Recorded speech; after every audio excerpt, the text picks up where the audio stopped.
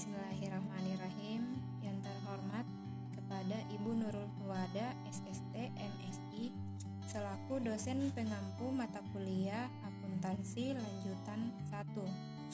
Terima kasih kepada Ibu yang sampai hari ini masih bersedia membimbing kami dan memberikan kami ilmu yang bermanfaat. Semoga ilmu yang Ibu berikan bisa berguna bagi kami untuk kedepannya. Terima kasih kepada Ibu Nurul Huwada, SST, MSI. Assalamualaikum warahmatullahi wabarakatuh. Puji syukur kita panjatkan atas kehadirat Allah Subhanahu wa Ta'ala yang sampai saat ini masih memberi kita nikmat kesehatan dan kesempatan untuk bisa berada sampai hari ini, untuk bisa menikmati karunia-Nya, untuk bisa menikmati segala kebaikan dari Allah Subhanahu wa Ta'ala. Tak lupa pula kita kirimkan salam dan salawat kepada Baginda Nabiullah Sallallahu Alaihi Wasallam yang telah membawa kita dari zaman tak beradab menuju zaman beradaban. Baiklah, langsung saja. Kali ini saya akan membahas tentang materi yang diberikan kepada kami, yaitu tentang akuntansi keuangan lanjutan 1 dengan judul konsolidasi pada anak perusahaan yang kurang dari kepemilikan penuh. Pertama-tama sebelum masuk pada pembahasan, perkenalkan, nama saya Mutmainnah. Saya dari kelas akuntansi 19B. Saya membuat tugas ini untuk memenuhi tugas mata kuliah akuntansi keuangan lanjutan 1. Terima kasih. Langsung saja.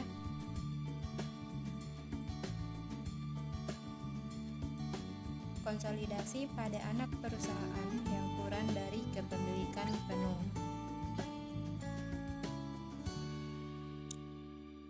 Ketika anak perusahaan dimiliki kurang dari kepemilikan penuh, pendekatan umum yang digunakan untuk konsolidasi sama dengan konsolidasi pada anak perusahaan yang dimiliki penuh. Akan tetapi, prosedur konsolidasi harus dimodifikasi sedikit untuk mengakui kepemilikan non-pengendali. Perhitungan laba bersih dan saldo laba konsolidasi harus memasukkan kepemilikan non-pengendali. Kemudian selanjutnya di sini perlakuan konsolidasi untuk anak perusahaan yang dimiliki kurang dari kepemilikan penuh. Seperti pada contoh soal berikut, yaitu pada tanggal 31 Desember 2008, PT Induk mengakuisisi 80% saham kepemilikan dari PT Anak seharga 120 juta rupiah. Berikut adalah neraca kedua perusahaan pada tanggal akuisisi. Di sini kita bisa lihat tabel untuk neraca kedua perusahaan pada tanggal akuisisi. Yang pertama itu pada kolom pos ada kas untuk PT Induk sebesar 20 juta rupiah. Sedangkan untuk PT Anak yaitu 10 juta rupiah.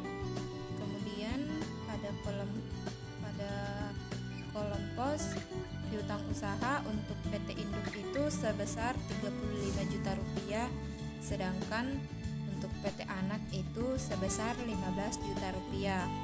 Kemudian pada kolom pos persediaan PT Induk sebesar 90 juta rupiah, sedangkan PT Anak sebesar 20 juta rupiah. Kemudian tanah untuk PT Induk sebesar 80 juta rupiah. Kemudian untuk PT Anak sebesar 40 juta rupiah. Selanjutnya bangunan dan peralatan PT Induk sebesar 150 juta rupiah, sedangkan PT Anak sebesar 60 juta rupiah. Dan begitu seterusnya sampai ke bawah. Di sini sudah jelas ya untuk neraca atau keterangan neraca untuk kedua perusahaan pada tanggal akuisisi. Kemudian selanjutnya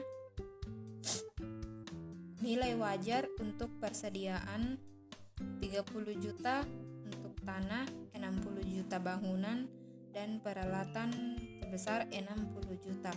Sedangkan akun lain mempunyai nilai pasar yang mendekati nilai buku saat ini.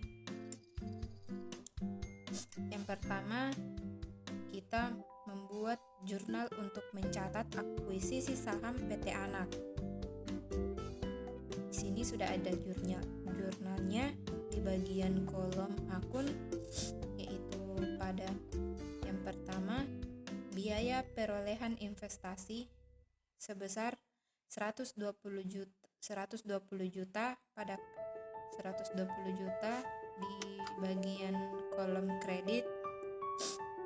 Sedangkan untuk nilai buku saham biasa PT Anak sebesar 30 juta untuk kolom debit, saldo laba PT Anak sebesar 50 juta pada kolom debit. Jadi totalnya itu untuk nilai buku sebesar 80 juta. Kemudian bagian PT Induk, yaitu 80% dari akuisisi saham, yaitu sebesar 64 juta pada kolom kredit. Jadi perbedaan antara nilai buku dan harga perolehan itu sebesar 56 juta rupiah. Sebab biaya perolehan investasi itu sebesar 120 juta dan sedangkan nilai buku itu sebanyak 80 juta. Jadi perbedaannya itu sebanyak 56 juta. Kemudian PT Induk mencatat akuisisi saham PT Anak sebagai berikut. Investasi pada saham PT Anak pada kolom debit sebanyak 120 juta. Pada kas pada kolom kredit sebanyak juga 120 juta. Jadi seimbangnya.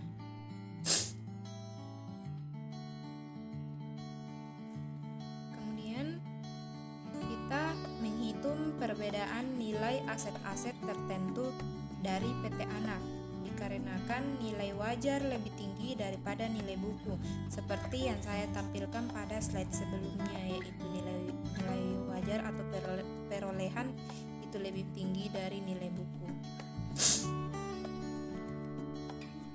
Kemudian untuk ayat jurnalnya kita masukkan sebagai berikut. Nah, di sini sudah ada jurnal perbedaan nilai aset-aset tertentu dari PT Anak. Di sini sudah terlihat pada persediaan itu nilai bukunya 20 juta sedangkan nilai wajarnya itu 30 juta. Kenaikan nilai itu sebanyak 10 juta. Dan begitu seterusnya yang terjadi pada aset seperti tanah dan bangunan peralatan.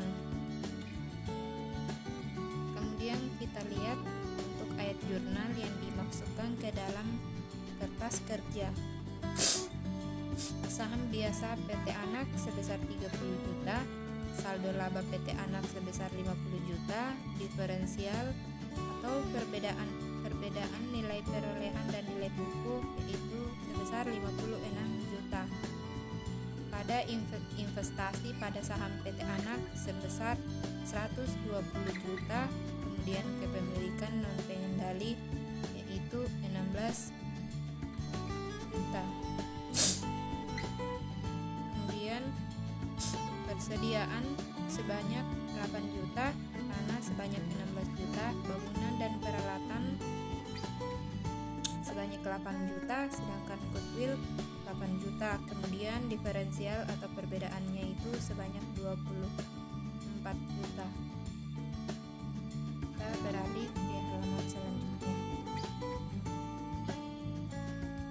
yaitu yang nomor 2, kertas kerja konsolidasi. Kertas kerja konsolidasi pada tanggal 31 Desember 2008.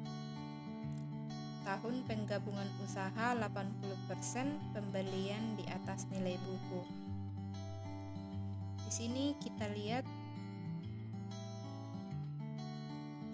di sini bisa kita lihat kertas kerja konsolidasinya, yaitu ada kolom pos kas dari PT Induk sebesar 20 juta, sedangkan PT Anak 10 juta. Kemudian konsolidasinya adalah 30 juta. Kita bisa lihat setelah kas itu ada piutang usaha persediaan tanah bangunan dan peralatan, goodwill, investasi pada PT Anak, diferensial, total debit, akumulasi penyusutan, utang usaha, utang obligasi, saham biasa, saldo laba, kepemilikan. Baiklah, karena di sini sudah jelas bagian pada kertas kerja konsolidasi sudah tertera masing-masing pada kolom. Kita akan pindah pada slide selanjutnya, yaitu neraca konsolidasi.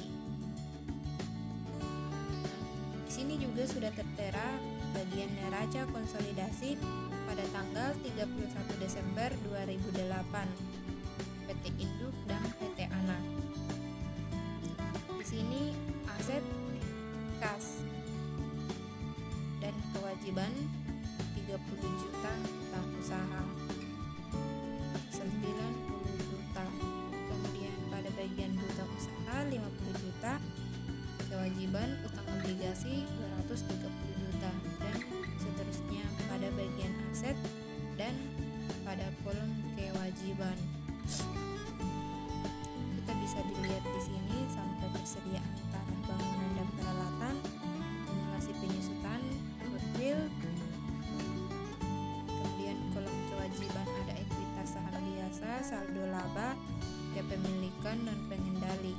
Kemudian di kolom paling akhir yaitu total aset sebanyak 546 juta, sedangkan total kewajiban dan ekuitas sebanyak 546 juta, seimbang. Kemudian itulah mungkin yang bisa saya sampaikan terkait dengan tugas saya. Sebelumnya, presentasi ini dibuat untuk memenuhi tugas akuntansi keuangan lanjutan 1. Tidak lupa saya ucapkan banyak terima kasih lagi kepada Ibu Nurul Wada SST MSI selaku dosen pengampu mata kuliah akuntansi lanjutan 1. Semoga presentasi ini bisa bermanfaat dan semoga presentasi kali ini bisa berguna untuk saya pribadi dan untuk semua teman-teman yang akan menonton presentasi kali ini. Jadi sekian dari saya.